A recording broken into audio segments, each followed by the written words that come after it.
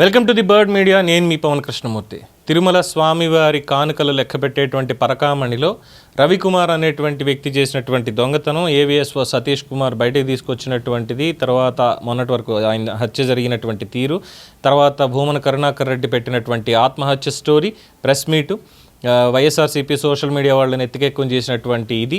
ఈ నేపథ్యంలో సుప్రీంకోర్టు వారి ఆగ్రహం, ఇమ్మీడియట్గా దాన్ని తేల్చి డిసెంబర్ 2వ తేదీ లోపులో దీనికి సంబంధించినటువంటి లెక్కాపత్రాలన్నీ కూడా మా ముందుంచండి, విచారణ చేసి వాస్తవాలు మా ముందుంచండి అని చెప్పడంతో విచారణ చాలా స్పీడప్ చేసినటువంటి సిట్ వాళ్ళకి మాజీ టీటీడీ చైర్మన్ కల్తీ నెయ్యి కేసులో కూడా విచారణ ఎదుర్కొంటున్నటువంటి వైవి సుబ్బారెడ్డి గారు ఇవాళ సిట్ విచారణకు హాజరయ్యి ఆయన ఇచ్చినటువంటి స్టేట్మెంట్కి పూర్తి స్థాయిలో వచ్చేటువంటి ఒకే ఒక అర్థం, అంటే ఆయన చెప్పినటువంటిది, వారు అడిగినటువంటి ప్రశ్న, సిట్ అధికారులు అదే సిఐడి అధికారులు అడిగినటువంటి ప్రశ్నకి సమాధానం, మీ హయాంలో దొంగతనం జరిగిందా సుబ్బారెడ్డి గారు అని అడిగితే, ఆ విషయం నా పదవీ కాలం ముగిసిన తర్వాతే బయటపడింది, ఆనాడు ఆ విషయాన్ని ఎవరు దాచిపెట్టారో నాకు తెలియదు అని చెప్పాను అంటూ ఆయన మీడియాకి వెల్లడించారు.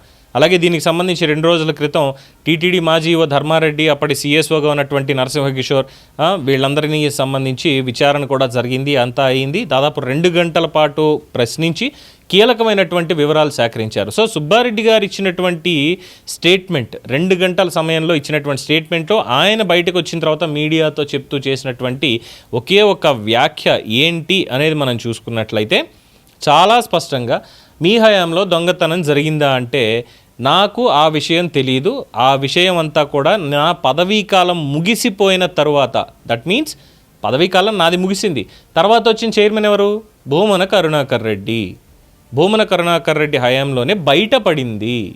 అప్పటికి సుబ్బారెడ్డి గారికి తెలియదుట పాపం. కేవలం ఏవిఎస్ఓ సతీష్ కుమార్, భూమన కరుణాకర్ రెడ్డి వచ్చిన తర్వాత మాత్రమే దాన్ని కనిపెట్టిన తర్వాత రవికుమార్ అనేటువంటి వ్యక్తిని పట్టుకొని పోలీస్ స్టేషన్లో కేసు పెట్టడం, కేసు పెడితే దాన్ని రాజీ చేయించడం, ప్రయత్నాలన్నీ ఇవన్నీ కూడా చేయించింది భూమన హయాంలోనే. అంటే నేనున్నటువంటి హయాంలో ఈ పరకామణి వివరాలు నాకు తెలియదు, మరి ఎందుకు దాచిపెట్టారో కూడా నాకు తెలియదు అని చెప్పి స్పష్టం చేశారు.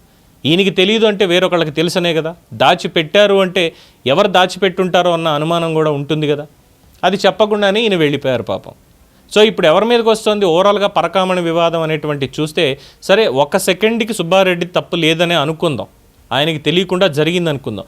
ఆయన అండర్లో ఉన్నటువంటి వాళ్ళు, ఎగ్జిక్యూటివ్ ఆఫీసర్గా ఉన్నటువంటి ధర్మారెడ్డి, తర్వాత CSO chief security officer Narasimha Kishore, ఇది కాకుండా ఇంకా ఇతరత్ర ఉన్నటువంటి వాళ్ళు, పరకామణిలో పనిచేసినటువంటి వాళ్ళు, మరి ఈ రవికుమార్ ఎక్కడున్నాడు, వాళ్ళ కుటుంబం మొత్తం అంతా కూడా హైడౌట్లో ఉంది అంటున్నారు.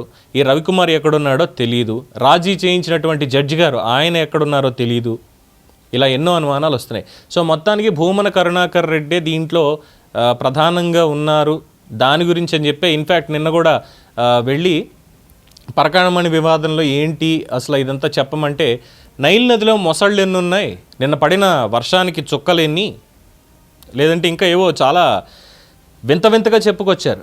మరి ఇంత వింతగా చెప్పుకొస్తూ ఉన్నటువంటి నేపథ్యంలో ఇక్కడ సుబ్బారెడ్డి గారు భూమన కరుణాకర్ రెడ్డిని ఇరికించినట్టే కదా. కరుణాకర్ రెడ్డి పాయింట్ ఆఫ్ వ్యూలో చూసినట్టయితే ఆయన పదవీ ప్రమాణ స్వీకారం చేసిన నెల రోజుల్లో ఇది బయటపడడం, ఈ రాజీ జరగడం అన్నీ అయిపోయాయి అంటున్నారు ఆయన చైర్మన్ అయిన తర్వాతే.